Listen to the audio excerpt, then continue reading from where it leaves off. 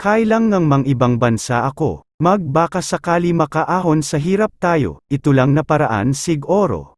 Wala nang iba. Ito din ang pinaka mahirap ko na desisyon sa buhay, sobrang mahirap mawalay sa pamilya.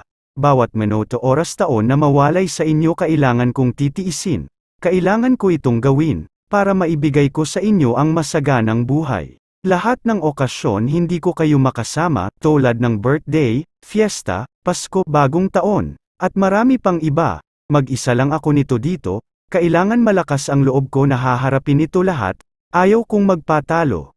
Labanan ko ito para sa inyo, sarili ko lang ang kakampi dito, kaya kailangan kong tibayan ang aking loob, para makayanin ko. Pag nandito ka sa ibang bansa, ang dami mong mga bagay-bagay na matutunan. Kung dyan sa atin hindi ka marunong magdesisyon, dito mo matutunan yan. Kung noon dyan sa atin onting problema iiyak ka, dito masanay ka.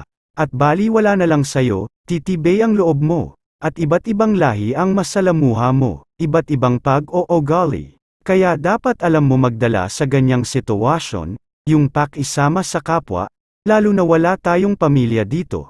Yung mga kasama mo ang ituring mong pamilya, sumabay ka sa agos, yung pag-ugali mo sa atin na hindi pwede dito sa ibang bansa, huwag mong gamitin, katulad ng noon sa atin ugali mo may sariling mundo, at mahilig sa away.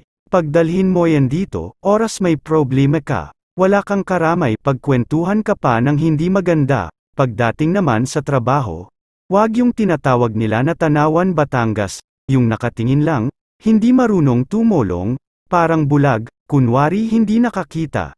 Dahil oras ikaw mga ilangan ng tulong. Walang tutulong din sayo. Ganyan pag mang ibang bansa tayo, kung ang kasama mo, problemado sa pera, pag ikaw miran, pahiramin mo, wag mong tanggihan. Mas maganda magboluntaryo kang mag-alok. Pahiramin mo muna, oras ikaw mangangailangan hindi ka tanggihan.